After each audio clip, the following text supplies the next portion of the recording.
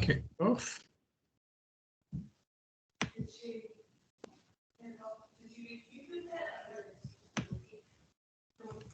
There we go. Okay, let's make a start then. Sorry for that delay then. My name's Stuart McKenna. I'm the Chief Executive of the Scottish Training Federation. Welcome to this workshop, which is about the MA payment model pilot. The workshop's going to be led by Paul McGuinness, who'll come on in just a few seconds. And most of you will know Paul. He's the Performance and Operations Manager at Skills Development Scotland. Paul is joined by other colleagues who are on the call today, and they may come in at some point during the discussion.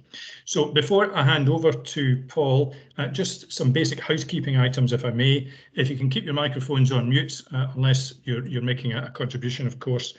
And to help the bandwidth as well, it might be helpful if you kept yourself off camera unless you're speaking. You'll probably notice that I am recording this workshop. That's because some providers aren't able to make this or tomorrow's workshop, so we'll make that available to them so that they can catch up on that. Can I ask you to put your questions in the chat box? Make use of that, and Paul and I will pick up on those as we go through the workshop, and there will be an opportunity for you to put verbal questions to Paul during the course of the workshop. As always, can I just ask you to be thoughtful, respectful and professional in the comments that you make, both verbally and in the chat box. So the format for this is pretty straightforward. Paul's got some slides that he's going to run through, and after he's finished those, he'll take some verbal questions and we can pick up the chat box stuff. So over to you, Paul. Thank you very much, Stuart, and many thanks for organising and hosting today and tomorrow's session. To all of you, thanks for joining the call at such short notice, and we do recognise it is short notice, and I apologise for emails going out on a Friday afternoon, just after 3 o'clock, to say that you're going to be invited along to an event. But once I take you through the presentation, you will kind of understand why the short notice and things that SDS has been working on, why it's important now that we take you through this concept and for piloting a new funding model. As I said, I've got a presentation to take you through, and it reminds me of the good old days of standing in front at face-to-face and delivering the conferences, albeit a wee bit different doing this remotely, but the concept will be the same. I'll take you through the presentation, as Stuart says. We can use the sidebar for questions, and I'll come to them at some point, and at the end there'll be a question and answer session. What I'd like to first of all can explain is the purpose of the session, and we want to set out plans that we have to introduce a pilot funding model for new starts that are registered in FIPS, covering the period 24th of January to the 31st of March 2022. Now, a wee bit of background, that many of you have been involved in the delivery of modern apprenticeships. We're well aware that the current funding model in relation to the start payment has kind of been in place since 1994. Over the years, providers have raised the issue of support that they have to put in place to take on new employers, new apprentices, to support all the activity of recruitment, the registration costs, etc., etc. And this pilot aims to address issues that you previously raised and allow SDS to formally evaluate the impacts of changes made to the funding model. So what is the purpose of introducing this pilot funding model, and in particular at Q4? So the objective is to monitor the impact with a discrete cohort of MA starts, and looking in particular at the quality of initial assessment, training plans and induction, and look to see the improvements made by boosting the funding in this kind of crucial earlier stages of the delivery. And we also want to test out whether it reduces early dropout from the apprenticeship programme, and that's crucial. What we're trying to introduce here is to look to improve the initial assessment process and all the other things that go on, but very clearly look to reduce the early dropouts from the apprenticeship programme. Now, the cohort that we're looking at will be for new starts entered on FIPS from the 24th of January, regardless of start dates. So it's when you register them onto FIPS, and have to be entered before the close of the 21-22 contract, i.e. the 31st of March. Any starts entered before 24th of January will not be included in the pilot, and re-entrants and progressions are also not included in the pilot. There will be frameworks excluded from the pilot, and they are listed there: construction, building, electrical, firefighting, heat and vent, plumbing and heating, and policing. Now, some of the organisations that deliver these frameworks have specific payment plans in place already, and we don't want to change how they're currently funded. So that's the reason why they're excluded from the pilot. And also, other exclusions will be any training provider employer who have payment plans set at 100% outcome-based funding, or who have an agreed specific payment plan with SDS, so they're not included. There will be a list of all the frameworks that are included when you receive further information from us, and I'll talk about that later. So what is this pilot looking to actually do? Well, first of all, we're looking at Q4. We're looking at the starts from 24th of January through to the 31st of March. And the funding model would be as follows. For the 16 to 19-year-old age group, the start payment will be set at 35% of the contribution rate. And I've got some examples to show you on this. The first 4 milestones will be set at a maximum of £100. The future milestones will be reset as the balance, and the outcome rate set at a minimum of 35%. And that's all calculated out the way FIPS would have done that in the past. You take the start payment off, it leaves a balance. You multiply that by the 35% to get the outcome, and then the milestones will all be collaborated in, with the maximum being at £100 for the first 4. And then future reset as a balance. So 35% the start payment for 16 to 19. Over the years, been listening at the STF conferences around the debate about no start payment paid for 20+ age group. Now, we will introduce a start payment for the purpose of this pilot, and it'll be set at 40% of the contribution rate. Same principles, first 4 milestones at £100, and then the balance, etc. If a plan only has 4 payment points or less, start payment will be 40%, payment points 1 to 4, and the balance will be set as the outcome payment. So we're trying to address a lot of the issues raised over the past X amount of years, and it's fair to say that we have been working on a number of different types of funding methodologies, and what we're being able to do at this moment in time is to test out a concept based purely on the Q4 starts to give us the ability to evaluate, and I'll come back onto that. I said I would share some examples. Now, automotive, you will see that the current funding 8.7, that does not change, so the funding will remain at 8.7. But you'll see on the left-hand side how it's currently structured, and then on the right-hand side what we propose for any start entered in from 24th of January to 31st of March. So the start payment would move from £150 to £3,045, and then the first 4 milestones at £100, and the 8 remaining at £409, and then the outcome. Another example is the 25+ age group, which is construction technical. As everyone in the call will be aware, we do not pay a start payment. We've got six milestones in the outcome. Still be 6 milestones, but start payment will be £2,000. First 4 milestones at £100, and then £700 for the remaining 2, and outcome payment of £1,200.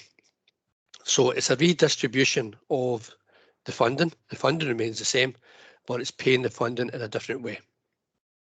I thought I'd share with you some other examples without getting into detail of the milestones, but that just shows you the framework, the level, and what the payments would be at the start. So I don't propose to go through them all, but I'll let you look for a few seconds, and you'll see the 16 to 19-year-old, the 20 to 24, and the 25+. And you'll see the difference 16 to 19, where it's 150 currently, changes to that column. 20, 24 and 25+, you see the changes because there's currently no start there.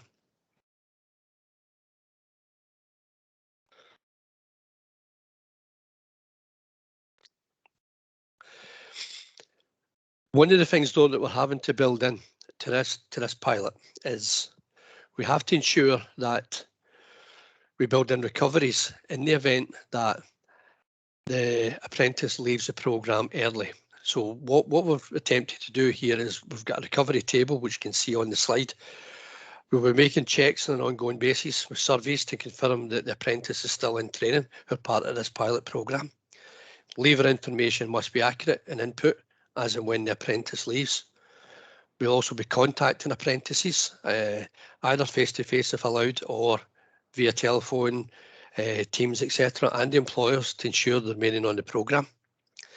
Any recovery for the age group 16 to 19, the start payment will ensure that a minimum of £150 will be paid for any early leaver, and all leaving codes will face a recovery in line with the published table below. You'll see on the left-hand side it says if the MA achieves in year, I should only say one in year, there would be no recovery. So if somebody leaves after week 39, around about week 39, and they have achieved their full MA, we will not be making any recovery. Any milestones paid, there is no recovery on any milestones. It's only the start payment that we will go back and look at depending on when the individual leaves. And there's a recovery set out weeks 1 to 6, 7 to 13, etc. Once you get beyond a year, week 53 plus, there will be no recovery. There is also recoveries, second version of recoveries, which will be a full recovery of the start payment. And this will be in line with the current spec and conditions, the sector skill and the awarding body. You must register within 4 weeks of start date of the apprenticeship on FIPS. We'll also be looking at where there's no evidence of a completed training plan and training agreement, either during any compliance, quality or SIA visits. And any start not validated by the apprentice within 30 days, as per current rules, they would be fully recovered. Now, I don't propose to go into a lot of detail around things that will happen in the systems, etc. There will be guidance notes will come out towards the end of this week, which will set out and answer a lot of questions in there with answers, and should be explaining a lot of the processes, what will happen behind the scenes, particularly on recoveries. I talked earlier about evaluation. Now, we've been looking at developing new funding models for a long period of time, and getting the opportunity to do this is extremely encouraging for those of us that have been working on concepts. But having to evaluate in the timing of when we wanted to do this, it was crucial. We've got to try and evaluate it based on a cohort, and looking at a cohort that we can track and see what difference it actually makes. So the kind of short notice in this was we were trying to look at when was the right time to do this, and Q4 would appear to be the best time for us to test out some of the concepts. We can then look back and say, well, what are we going to compare this against? How are we going to review this? So we're looking back and saying, well, 2018-19 Q4 starts would appear to be the best baseline to use, because 2019-20, as we were coming into, March 2020 was a kind of start of COVID period. So the kind of figures are kind of distorted in when people were leaving due to COVID. So we've now went back to 2018-19 and analysed in detail the frameworks that are going to be part of the pilot. We've looked at early leaver patterns, looked at the starts, etc. So we've got a baseline there, and we're going to be evaluating this over an 18-month period, April 2022 to September 23, with a final report due in winter 2023. Now that gives us sufficient time to be undertaking an evaluation, to review the impacts, to review any things we need to improve on, and to inform future decisions and how we wish to fund the modern apprenticeship programme. Our head of quality, Karen Murray, will be heading up and leading on this evaluation. And one of the things we will be looking, the main benefit anticipated, the increased investment to the delivery and the input to delivery, it positively impacts in the early retention, the quality of the apprenticeship experience, and looking at the added value, initial assessment, induction, planning of individualised learning for apprentices, also gathering information, feedback from the employers and the apprentices during the period of the evaluation about what difference it may have made to them. Did it help them better understand, etc., their roles and responsibilities? So there'll be a full evaluation of this to see how it can inform the future funding for the modern apprenticeship programme. Now, I can't guarantee that what we're introducing the pilot will be the future model. We need to learn, and that's the benefit of introducing this pilot. We can never roll this out without evaluating and testing the concepts. This gives us this opportunity to actually do that. Now, the period, the next steps, the consultation with STF and training providers, and we've invited all the provider employer contracts issued by STF on our behalf. We're looking to FIPS this weekend, 22 and 23 January, to allow payment plans to be uploaded with a new funding model, to ask providers not to enter any starts over the weekend. We'll issue a template to training providers to ascertain the estimated volume of starts by MA framework age group, SCQF level. That will come out along with guidance notes with the Q&A. And that template must be returned no later than the 28th of January. And that'll be returned to NTP contracts.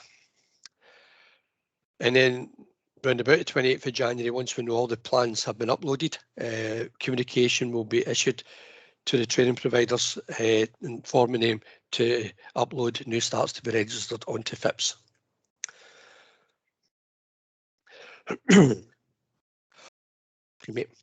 So looking at a kind of summary here is the pilot is for starts registered on FIPS 24 from the 24th of January. The pilot is for 10 weeks. Covers a wide range of MA starts to allow for a full evaluation of impacts. And some of the things we were working on previously was, do we issue a pilot that only covers a particular MA framework? Now, in hindsight, when we were looking at that, it wouldn't give us the results we're looking for. So we're looking for a wide range of MA frameworks that can allow us to fully evaluate the impact of this, and that is very, very important for us. As I said earlier there, the guidance covering the pilot will be issued with the template. And for starts registered on FIPS from the 1st of April 2022, the payment plans will revert to the original funding model. So the next contract year, 22-23, the payment plans will all revert back to the £150 start payment, the agreed milestone payments, and for the 20 to 24, 25 plus age group, there'll be no start payment. Following today, I ask that if you have any questions after the presentation, you go away and think about it, and tonight if a question comes into your head, can you please email ntpcontracts@sds.co.uk. We will then pick up that question. We will answer the question and copy in every 2 days. We'll have any questions that have been asked, and we'll copy in the questions and answers back to all of you on the call, all the providers that are going to be involved in the pilot. We want to ensure that is a process, because you have to ensure we're giving consistent answers back to all organisations, a bit like the procurement process when you ask a question. When you ask the question to us in the email, obviously we'll know who you are, but we'll take your name off the list, the template. It goes back out to all the other training providers. We'll just show the question and the answer. We will not identify who actually asked the question. Now, as a whistle-stop tour, Stuart, through this, and I appreciate it is short notice, and I'm happy now to open up to any questions, Stuart, so back over to you. Okay, thanks, Paul. And just to confirm, the slides that Paul has been using, we'll be able to send out to you after the meeting tomorrow. We're having another workshop tomorrow. We'll send the slides out after that. So at this point, there are some questions that I'll pick up on in the chat box. But can I maybe get some initial responses from any of you out there as to your kind of general impression about these proposed changes? Kelly from JB, I think you're on the call. Can I maybe put you on the spot? Yeah, listen, it's very welcome, especially the recognition of, there's a lot of investment up front. We're working during a pandemic, and there's, obviously we do a lot of construction. I think it's a lot to take in. I think it's welcome. I'm a wee bit worried about levers and clawback and how that's managed and things, but I think that's natural. And I think everyone will be thinking about that. And so once I get my head round it, just because it's been such a bolt out of the blue, more than anything for us, I think that's something that, you know, we're all working at 100 miles an hour just now, trying to get things filled and trying to get money and starts in. So it is welcome, definitely. And thanks very much, Paul. That was really, the slides were great there. I think it's been explained really well, but it's just going to take a wee while to get my head around it, I think, from an operational perspective. So I suppose the good news is there's the possibility of getting a bigger start payment, or there's more money at the start of the process, and I guess the debit is the increased administration and the potential glitches there might be with changes to FIPS. Yeah, I think it's more the clawback with people moving around, especially just now. I mean, I know that most industries will be the same, and that you get leavers just now because they're maybe moving to a role that you know the MA they're on can't support because they're changing things because of obviously uncertain times and things. But no, listen, I think once we get our head around it, it's a pilot. Let's look at it. It's 3 months. Let's try it, and you know, as Paul says, you know, you can try it, evaluate it, and see what the benefits and what the drawbacks were. Great. Okay, thanks. And I put you on the spot. You didn't know you were going to speak, so thanks very much. I won't do it again, I promise. Do we have anyone else that wants to come on camera just to give an initial response before I go through the questions that we have? Paul, somebody has just texted me to ask, this sounds a bit cynical actually, I'll ask you it later once we've had some positive ones. Okay, we've got some good responses. I think let's just go through the questions. Okay, if there are any early leavers, will it mean a clawback? Well, I think you've answered that, yes, and you'll send out the table that you referred to earlier. Yeah. Next question is the lever codes. Can these be improved or more detailed? Can you see that? I can see the question, Clara. Obviously, there's people on the call from policy. They can take that away, but probably not in the timescale of this pilot. I'm afraid that would mean changes to the FIP system, and that would take time. But your point's noted, and somebody on the call from the policy side will no doubt have picked that up already. Okay, thanks. Samantha's asking about clawback after 26. I think there is clawback after 26, isn't there? Only if someone achieves in 26 weeks or less. Now, we're not going to claw back if the person achieves the full modern apprenticeship framework and leaves within that first year. So no, there'll be no clawback for full achievement. The clawbacks are only there if someone leaves and does not complete their modern apprenticeship framework. And Kelly makes very good points. The recovery thing, the example that we've shown of automotive in £3,045, I think, from memory. Now, if the person left in weeks 1 to 6 and we recover 90% of that, we're actually leaving £304. Now, the current model, you'd have been left with £150. So it's about trying to figure that one out. And I know it's tough to look at all of this in the quick presentation, but it's trying to work out. And I made the point that, no one will be any worse off than the £150 start payment for the 16 to 19-year-old age group. If somebody leaves on the 20+ age group, well, there's no start payment at present. Now, if we're recovering part of the start payment, you've been left with part of a start payment. Yeah. Okay. There's no, so we're recognising that there's inputs, and I think it's kind of, someone's described it to me as the model has been either the start payment and then the milestones, either quarterly progress records, summary achievement records, etc., and an outcome. So everything's kind of output driven. This model is more about a kind of hybrid model of input, output. We're recognising the inputs, and then we are also recognising that we still want outputs to progress the individual towards a modern apprenticeship.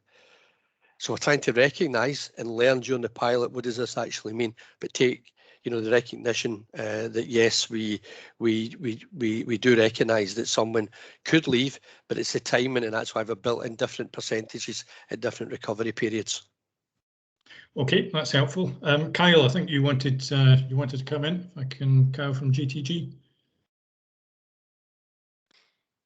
Yep, no, just a kind of bit of a comment on it. I think, as Kelly said as well, it's a welcome thing, obviously getting the funding up front. However, with it being such a short time frame, I think it's not given. I think the impact of it is going to be hard to judge because providers don't really have as much time to actually change their process to ensure that the induction process, do you know what I mean, everything's improved quickly enough that the starts that go in between now and the end of the contract year, you're actually seeing the most positive impact possible, if that makes sense. Because you've only got 10 weeks. Now we're kind of you're recruiting and you're going through that phase, but we tend to always give candidates 4 weeks in employment before we would sign them up. So we can obviously still do that, but actually to then see the benefit of that, it's, do you know what I mean? It's quite difficult. It's a bit like the AAG last year where it was a great incentive. However, it was really rushed, and that's the only kind of pitfall I can see on it. Everything else, I mean, it's only going to be positive because it's given us more money at the beginning to make sure you've got less risk if you're investing in training up front, particularly. So if I'm assuming, Paul, the transport and logistics framework would be included within it, so you can actually afford to give driver training up front, for instance, where there's a shortage just now, where previously you couldn't really do that.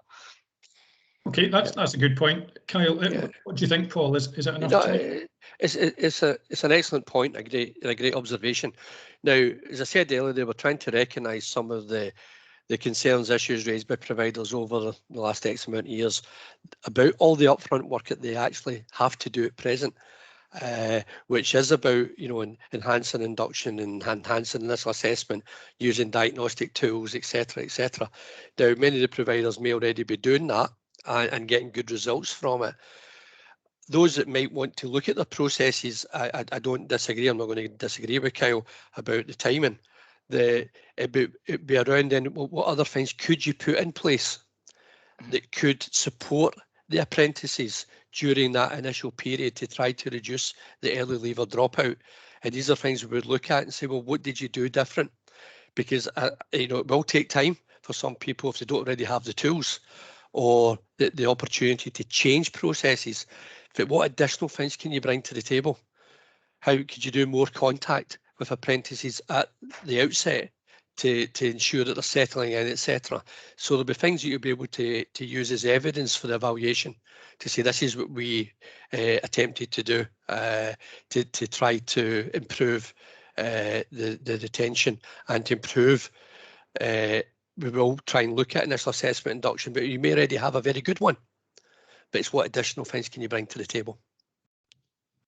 No, I appreciate that. Kind of gives us the funding to be able to do that. But I just think to have the best impact, it's quite a short lead time for us to do. And I've actually just been communicating with our account managers and various things, because one of automotive, as one of our key frameworks, is actually due for renewal. So we're having to put a pause in terms of doing actually like enrolling new learners and that to cope with to basically counteract the new framework coming in and ensuring that we don't disadvantage learners, having some learners in a class in one framework and other learners in another. So everything's just all happening all at once. So that is, but listen, we'll come up with something that we always do. Okay, that's brilliant. Thanks, Kyle. Let me move on to the chat box questions, Paul, if I can. Karen's asking, is it mandatory? I think you've answered that, apart from the frameworks that you listed earlier on. Yes, it is. Is that correct? If somebody's got big concerns around it, they can talk to SDS if they have concerns, and we'll listen to what those concerns are. But one of the things that I want to keep emphasising is that we have to test out the timing. Quarter four, and if I was standing face to face, I would crack the joke. It's around, if I told you in September we were going to do this in January, now you would hold all your starts to January. And that would then be very difficult for us to evaluate a final quarter, because you're not comparing two periods of similar volume of starts that we're anticipating in the same kind of frameworks. So I do accept it's very short notice, and I understand, but we have we have to look at that, and it's also looking at our availability within the budget that we have in SDS, to make this work. But and again, if we delayed it, I told you earlier, and you delay all the starts, we couldn't do this. So we've got to test out a concept, and by testing out the concept, we need people to be part of the pilot, because longer term, This is for your benefit as training providers and how SDS will look to fund this. And the more starts we have in across multiple MA frameworks and age groups allows us to do that test and allows us to evaluate and be part of that evaluation and to shape how the funding should be going forward. So that's why I think it's important that people should be looking to participate. Okay, thanks, Paul. The next question kind of adds to that. Stuart Cree is asking about the contract that's already in place. Is this a significant change, and therefore can people opt out? And obviously, we'd be happy to talk to you, Stuart. You will see within the specification and conditions, the section around the payment plans can be changed. We don't think it's such a significant change because the funding, is not changing. You will still get, if it's 8,700, sorry, Kyle, I'm picking automotive again. If it's 8,700, it's still 8,700. It's just a different way of releasing the funding, and a way we can try to evaluate the impacts of such a change. Okay, that's helpful. But I suppose the message there is if somebody feels really strongly about participating in this, then just get in contact with you. Yeah, absolutely. Okay, Samantha has raised a point which is often raised, that it doesn't seem to matter what you do with some candidates, they still drop out early. What do you think? I don't think I'm going to stop all people leaving. There's always going to be somebody who will actually drop out, Samantha. We understand that regardless of how good your initial assessment, induction and processes and support is there. But it's about looking and trying to find out, well, why did they leave? And that's things that could be asked during the evaluation. And we know somebody could leave from job A to go to job B, and regardless, you can't stop that. So we do recognise that. Okay, so it's not the case that you're asking providers to do more in this area because you don't think they're doing a lot. It's just to try and further refine it to make things even better. I think it's about providers recognising that they are doing a lot, and there's others it's about recognising that to do this gives them the opportunity to put more investment in place and to spend more time with people who they might see as a potential leaver. Mm-hmm. And put resources towards these individuals and support them so they do understand what's involved in the delivery of the MA programme and the roles from the provider, the role that they're playing, and their employer. Okay, thanks. We've got the thumbs up from Gordon saying that this is welcome. Emma's covering the point I think that Kelly raised, which is there is quite a high turnover of staff just now, so I think there will be some nervousness around the potential clawback with folk leaving early. I'll answer Emma's point. What's the admin process for paying back the start payment? I'll leave that to we issue, Emma, the guidance, and there will be a process. The process developed already. There will be a bit of manual intervention required because of how FIPS operates, but there is a process there of how that will work and how you will get the percentage that you're due depending on the period that they're actually leaving. Okay, thanks, Paul. The next one's from Ian, asking about the option to increase your contract. Oh, sorry, the contract values will be amended to reflect this. The template, Ian, will come out, and it'll ask you to give us a kind of guesstimate of where the starts will be. By MA framework, by age group and by level, and we will then look to adjust your contract value. Okay. Can I just clarify one of the points I said to Emma? When I said manual intervention, Emma, not for the providers. It's an SDS manual intervention. Providers don't panic. Don't worry about. You won't have to do any manual intervention. Okay, thank you. Right, Alwyn looks good. Just need to see what the benefits and drawbacks are. Yep, I think that's probably a sort of realistic appraisal of it. From Gary, we won't have any new starts in the pilot range, although investment up front sounds good. Okay, so the thumbs up there as well, Paul. Alan from the college, I guess I can't come. Okay, so I think Alan's just asking the same question you just answered there from Ian. I've got Linda. Retain. Okay, so Linda's not so sure that it will have any impact on retention, but I guess that's part of the reason for doing this to see. And it's for the evaluation to identify that, Linda. and you know, to learn and to hopefully and learn if we find it works across a large number of providers and not for some others. It's about trying to identify the best practice and to share that with others, and hopefully it will retain the modern apprenticeships longer and on the training programme. Okay, thanks, Paul. Pauline from South Lanarkshire is asking about remaining starts. I think you've just answered. It's the same one as Ian, isn't it? Yep. Okay, Kirsten, positive. Don't believe it'll help retain. Okay, so a wee bit of scepticism about it, but I guess that's what it's about. So we'll see. Claire. Claire wants to know, she has to identify the frameworks that are out with the pilot. I think you said you'll provide a list of the frameworks that are in the pilot. Is that the case? Yeah, the template will be issued and it will give you details of all the appropriate frameworks.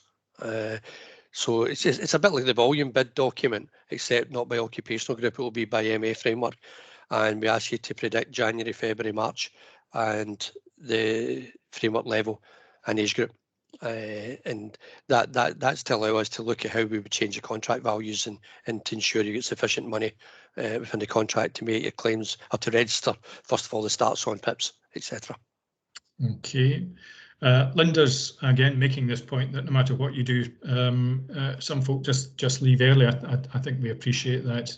This isn't seen as a cure-all, Paul, I presume. No, and I think Linda, you make a very good point that it's probably what some of the concerns are and what the risks are, and maybe why the model's been the model it has been since 1994. But we have been,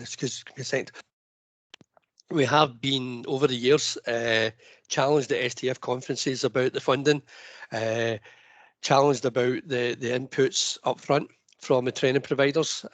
So I think it's about, this is a great opportunity here to test it, to see if it does make a difference. And does it reduce the kind of early leavers and all the other things we'll look at during the evaluation. Okay, and I mean, I do have to say, you know, at all the conferences I've been at, this is something that has been asked for. We've asked for more money at the start of the process to reflect the increased activity, and we've asked for there to be a lower OBF. So, you know, STF does welcome this. Okay, good. So Cam's saying, can you explain how a larger start payment is going to help retain the trainee? I think we've kind of covered that. I mean, we don't know. This is what we're trying to establish. It's about your processes, Karen, and what you're going to do to ensure that the apprentice does not, you know, if there's any way you think the apprentice could leave early, it's about the support infrastructure you put around that individual. And as Stuart says, the conferences, you know, people criticise me at conferences that I never ask a question. Probably somebody asked this question 6 years ago, Stuart, so please give me the credit now of answering it. You know, because we have been asked over and over at the conferences about the funding. For me, especially through COVID, some providers have been quite stark, some of the smaller ones saying that they don't know that they can survive unless they get a bit more money in initially, and it's not as if they're not doing the work for it. So for some of them, this will be a lifeline. For larger organisations, it might not be so crucial, but for some, absolutely a lifeline. And 6 years, Paul, is that your average response time? Could well be, Stuart. Could well be. Just, but please don't hold me to that in case I don't meet that in the future. Okay, so Clara's making a good point here about what other surround support is from SDS in pursuit of these. Yeah, within the quality team, that, you know, there's other slides that I could have put in there, but I was conscious at the time that the evaluation we can look at. So we have good practice kind of tools there around the initial assessment. So what we'll look to do, Clara, is I'll get other information issued along with the guidance and the current slides that can look to actually support the training providers around the initial assessment, induction, preparation of training plan, etc. Okay, well, we'll skip over Linda's comment, I think. So we're going to Clara again. What additional paperwork will training providers have to complete? Are you going to send out information then about the additional paperwork? We're not asking you to complete anything additional. That you must be doing initial assessment induction. You must be doing a training plan. You still get training agreements to sign. We're not asking you to do anything different, or if they leave early. The only thing we would ask you to be aware of, you will be taking part in the evaluation. and that's important. So the evaluation will look at your documents around initial assessment induction. What did you do? What did you capture, etc. Okay, one here from Training Assessor 4 then, Paul. So things go back to current from the 1st of April. Does this mean that the first 4 milestones will revert back to the original payment plan? No, the pilot is for the length of time that the individual's on. It's for new starts that register in from the 1st of April, go on to the current plans, which is £150 in the current structure of milestones. The people on the pilot will remain until they drop off the pilot, complete, etc. So their payment plans are stuck with that individual. Okay, that's clear. Okay, good one from Julie here then. Will you be auditing the quality of the initial intervention throughout the course of the 10-week pilot to see what value added is there? And will you share best practice amongst the network? Yeah, I think as I said earlier there about learning, sharing the best practice, that will all be part, Julie, of the evaluation process. Okay, if we move on to Jenny's then, let's see, do I think it's going to make any difference to dropouts? Larger start payments welcome, that's great. Bad month. Okay, so there are pros and cons then from Jenny. I think that's a kind of fair assessment of that there will be some providers who are really doing absolutely everything they can to stop early leavers. I guess you're just asking them to reflect and see, is there anything else? Is there anything else they can do? Yeah, absolutely. It's about, there might be great processes in place, but with this additional funds at the start, could they put other investment, other support in place to try to prevent an early leaver? As I said earlier, I'm not naive. People will still make their own decisions and could still leave. But as I said, we're not taking, there'll still be the balance depending on when they leave. 90% leaves 10%, 75% leaves 25%, 50% leaves 50%. So, and then the longer they stay, milestones will be getting claimed, and the milestones there's no recovery on them. So it's about looking at it, not just everybody's going to leave, because I'm looking and thinking that, and I know people are raising questions with concerns, but I'm just hoping we don't have a lot of people signed up where the fear is they're all going to leave in the first couple of weeks. I'm hoping that there's a lot more goes into the sign-up process with employers, with individuals, and getting it right at the start. Now we're trying to recognise that work, and I'm not expecting more early leavers from this process. I'm looking for reduction in early leavers. Okay, we've got a comment from Sharon Taylor. Sharon, are you able to come on camera just now? If you're there, I see your comment. Are you available to come on just to say a few words? Give you just a few seconds. No, okay, you'll be busy with something else. Okay, so I think Sharon's just saying in principle she's supportive of this, but just needs to do a wee bit more, see the rules and, oh no, you're there. Right, you're there now. Sorry.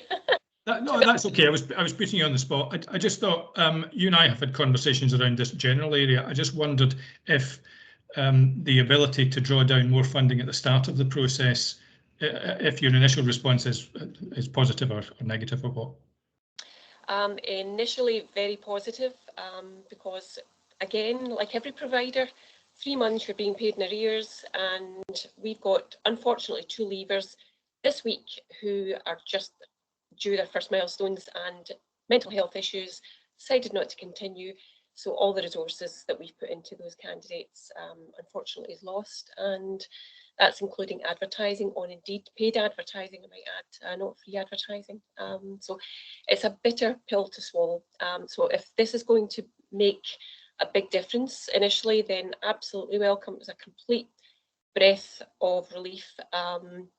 I want to look more in detail, like everyone else does, at the recovery model to see what that looks like in a bit less sort of a rushed sort of moment.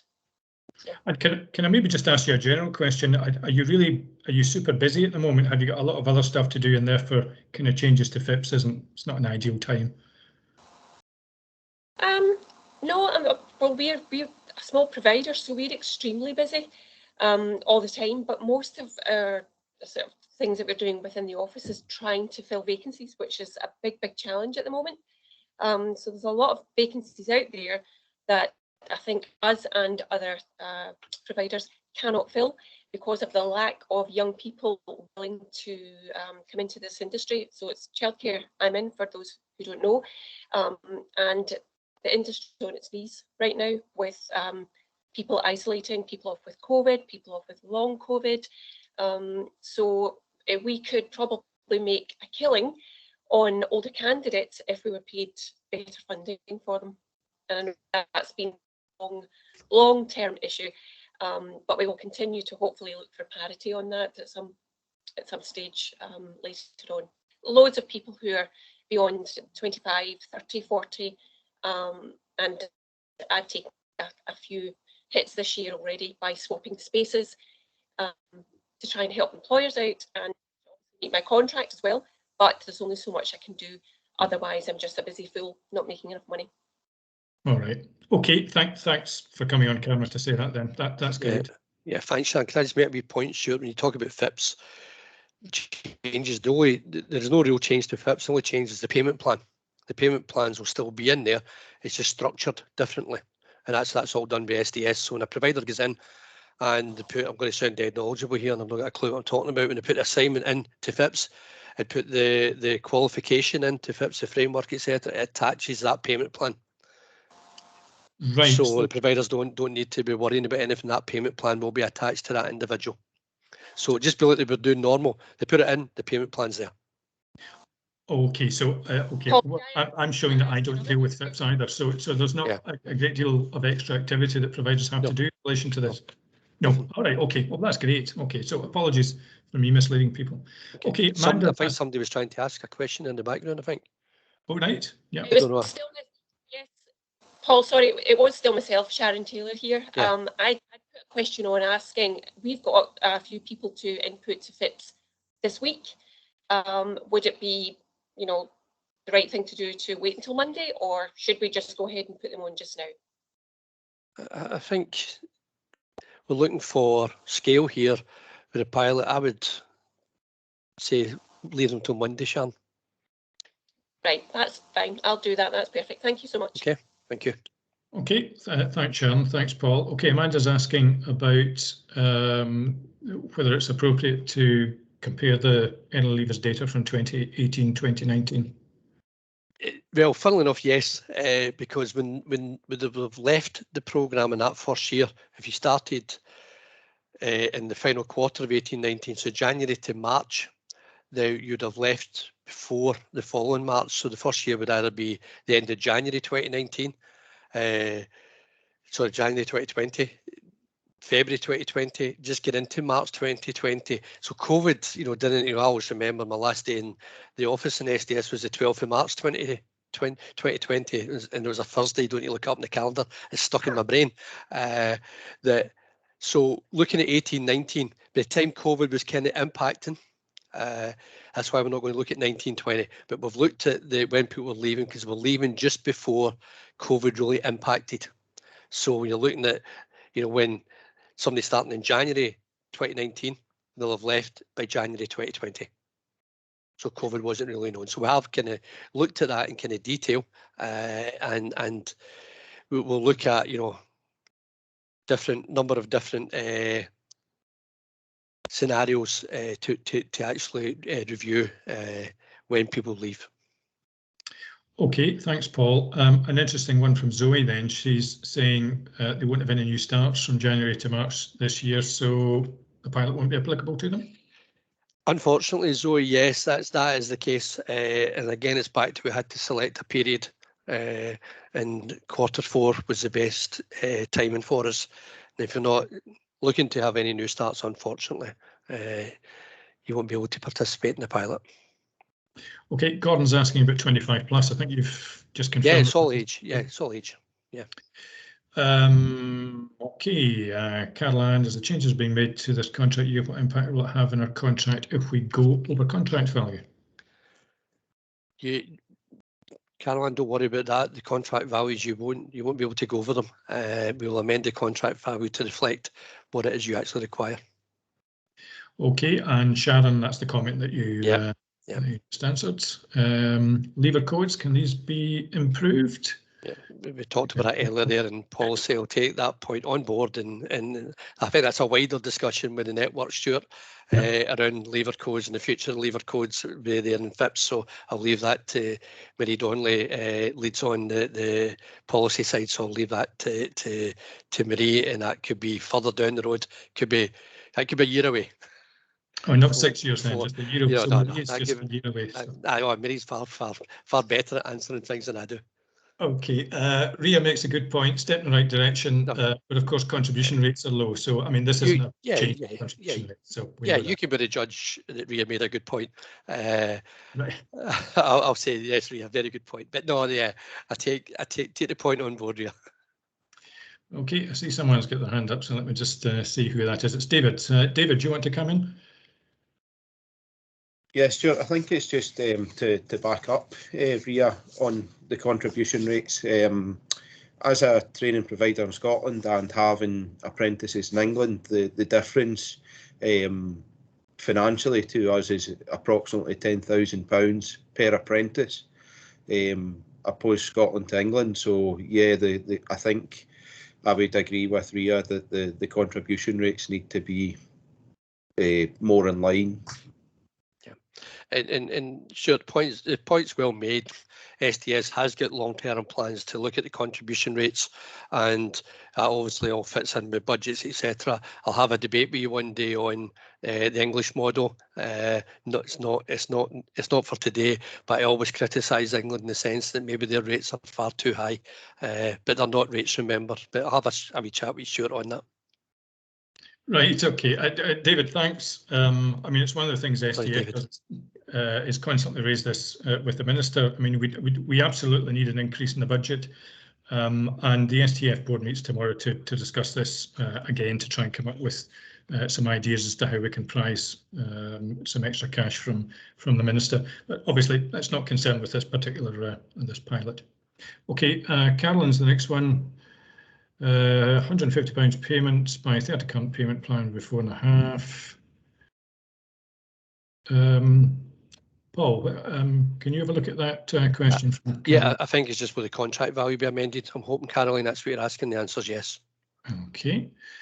On to Emma. Fashion and textiles heritage pays a third less than every other UK nation. Okay, so that's contribution rates one. Okay. Linda. Just a comment about Emmy's going to leave. Yeah, I mean, I hear this all the time from my members. I mean, sometimes you're hitting your head off a brick wall with people. Ian, does the pilot include those registered on FIPS confirmed as an assignment after the 24th, if their start date started on the TAs prior to the 24th? Now you're getting very technical, Ian. It's for starts that will be registered on FIPS from the 24th. If they're already in the system, the payment plan, I believe, is already attached to them. So unfortunately, they wouldn't be part of the pilot. So it's registered on or after the 24th of January and onto FIPS. The guidance notes will cover, I think there's a question in there around that. So my advice would be read the guidance note, but it's registered on FIPS on or after 24th of January. Okay, thanks, Paul. Julie is making some positive comments as well. On to Jill then. I'll answer Julie's point about if all goes well. No, the full evaluation will take 18 months, Julie. So that's September 23, so winter 23, before we'll have the results of the actual evaluation. That will inform future decisions, as you know, based on the results of the evaluation. Okay, it's good, and that's because you have to follow the candidates through the progress. Absolutely. Of their yeah, absolutely. Yeah, absolutely. Not interrogating any data and anything, or slowness in doing that.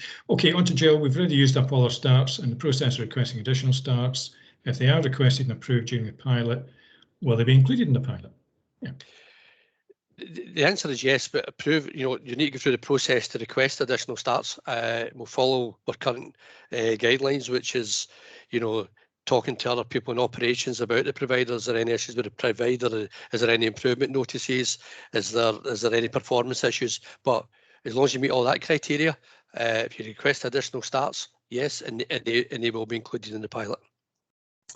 Okay, thanks, Paul. Kyle's asking about the frameworks that are included. So I think you said earlier you'll send out a list of all the ones that are included, and by default, the ones that are not. Yes. Yes, the ones that are listed, Kyle, are the ones that are excluded, but you'll be able to see it all in the template. Okay, we've got Alec from Rewards. What about New Start paperwork that will expire before the 24th of the 1st? Oh, yeah, well, compliance question here. Okay, so have you sorted all this out with compliance? Is this if I'm asking you to delay that start to put onto FIPS, Alex, until Monday? Yeah, Alex, it's that straightforward. Oh.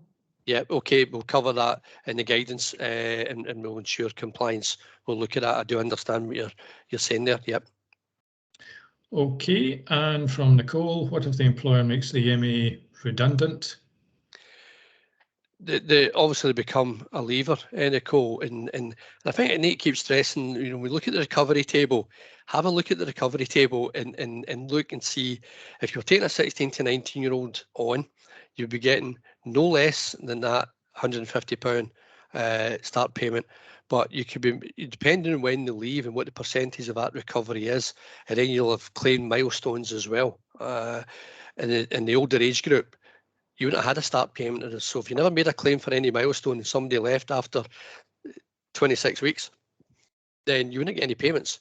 In this model, I think 26 weeks would recover 50% of that start payment made. So you'd be left with 50%. So it's not that we're taking it all back. You're still getting support for that amount of work you've been doing with that individual. Okay, thanks, Paul. And finally, some positive remarks from Shirlene O'Donnell there about this. Okay, do we have any other questions or comments that people want to ask before we bring this workshop to a close? Yes, Anne is in here. Let's have a look.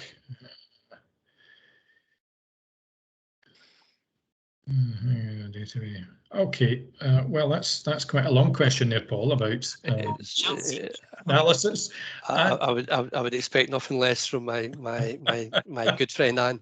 I hope all's well with you. And yeah, obviously the evaluation will pick up a lot, and then it will look at reasons for leaving. Why did they leave? What was the issues? So the evaluation will look to pick up a heck of a lot, and we are trying to base on the 18-19, but your point's it is well made. And do you want to come on and maybe say something verbally to give your thoughts about this? Not really, Stuart. Okay, but that's fine. No, I think like everybody else, we have to see how it works. I'd be worried about clawbacks. I mean, to be honest, we've had roughly the same termination rate for the last 21 years, obviously apart from last year. And within the hospitality sector where we mostly work, then we've got people changing careers. We've got people who have signed up with us, absolutely keen to do it, and then all of a sudden the next week they're leaving, whether it's home issues, relationship issues, mental health issues, new job, just wanting. COVID has made people think about their life a lot, so that's what we're finding. And then there's employers struggling as well, reduced working hours, and then staff having to go and leave and find other work. So yeah, I'm just worried that the data is based on the stats that we're still putting on now, that COVID's still got an impact, in all sorts of ways, and you're looking at years that had non-COVID. So I'm wondering if perhaps you can then look at histories of training providers and see a sector perhaps that's got high termination rates, or a particular provider, and trying to pin down that in a more specific way rather than just encompassing all and basing this on, the this is pilot, basically. If even if your early leaver rate doesn't change at all, does it make any significant difference to you the fact that you are able to draw down more money at the start and not have to wait quite as long for the output-based funding? Does that have any impact at all? Oh yeah, I mean, absolutely. I mean, it means we'll be able to spend our budget in this financial year, put it that way. Well, more of it than we were expecting, because some of the frameworks, your payment points are sometimes 3 units. You know, and you might be only getting £100 for that. Yeah. And it's just not doable. I mean, I've got staff been working on programs for nearly 9-10 months, and we've not had any money out of them. But you know, and we're obviously laying that that cost out, so it's difficult. Okay, right. Yeah, Well, I think Anne makes very good points and around the. Thank you, Paul. Yeah, and you know, we will look at the evaluation at different frameworks, provider, different data points pre and during COVID. You know, the evaluation team will be looking to see what they can glean from the 18-19, and as you say, looking at different sectors, looking at the kind of average dropout rates in sectors. So you know, when I talk about evaluation, I'm probably not giving it justice, but the evaluation will go into a lot of detail, and we'll be looking at a lot of different data points and to try to work out comparisons to see what it tells us, because we need to know what it tells us. I think the stock codes absolutely need to be changed, because there's so many reasons and they aren't actually there. I understand why it was reduced down and what did you really need from the data, but I think now it needs to be increased, the amount of reasons that people are leaving, for it to make any sense. And then that will match what you're being told when you phone up. So it won't be different, because we can't put some of the things down because there isn't opportunity. Yeah. Okay, thank you. Okay, thanks, Anne. Okay, I think we're moving to a close. Kyle's got his hand up again. Yes, I was going to say we've got Kyle. Paul, David Bunton's asking you if you can pop that slide up. So maybe Kyle, while you're doing that, can I maybe ask Kyle to come in and ask his question? No, it was just a kind of quick point. Paul, just obviously talking about the automotive framework, I take it as well as obviously improving or try to reduce the number of leavers. One of the other points in this part is the point that people are leaving in the programme. So to try and, obviously there's probably a number of people that leave quite early. So this is then to try and encourage providers to do a bit more at the beginning, so that you might start, like, so for a 3-year apprenticeship programme, instead of them leaving in year 1, you're probably still going to have leavers, but hopefully they'll actually be further down the road. I know that sounds probably a bit contradictory, but it's that will then allow that to improve, and that will probably, I think, so the retention of the programme will obviously improve. Yeah, I think you're right. The longer somebody stays in training, there's a better chance that somebody will actually complete. So it's about trying to keep them there longer with the aim of actual completion. But you're right, somebody can still leave, but if it's later in the programme. Yeah, actually, they're actually getting more out of it as well, because they're hopefully, if they've been attending the training centre for 2 years rather than they've attended twice and then they leave after they 2 visits. So it's that part of it as well. Okay, I'm just going to share that as David had asked me to do. Is it this slide, David? No, I can't see if you're putting a thumbs up or anything. So no, it's no, down a slide. Go down to the next one. That slide there, you said milestones. Yeah, that's it. No, the previous one, slide 11. No, right, sorry. Slide 10, sorry, that one. Slide 10. Okay, right. Anything you want to ask on it? No, it's just it's comparable to the contributions we get at the moment. So it gives me a wee idea just to speak with our finance director to see how it compares. Okay. Okay, thanks for that. Thanks, David. Thanks, Paul. There's just a final question there about the recording of this. Yes, it will be made available. I'm not sure where we're posting it, but it will be available we'll send an email out just to let you know where you can access that, and that'll be after the second one tomorrow. And just to remind you that the slides that Paul has used will also send out to you after the event tomorrow. So does anyone have any final questions or comments they want to ask before we wrap this up? Final opportunity. No, in that case then, can I just formally thank Paul for the presentation and for dealing with all the questions, and a reminder that if you do have any questions, Paul's given you the email address to send them into, and we'll send out information about the recording and the slides. Paul, is there anything you want to say before we finish? Just to thank everyone, and again, I've now went onto cameras just so I could read everything that was coming on the sidebar. Many thanks for your participation, your comments, contributions. They're really excellent. And again, I will say sorry for the short notice, but I'm hoping that you'll take from today why it was short. It was short notice, and look out for the guidance and the template and the slides that will be issued this week to you. Thanks again, everyone. Okay, in that case, thanks very much. Goodbye to all. Have a good afternoon. Thanks, Paul. Bye-bye. Thanks, Paul. Thanks very much, Stuart. Well chaired. Oh, well presented, Paul. Okay, take care. Cheers. Bye. Bye for now.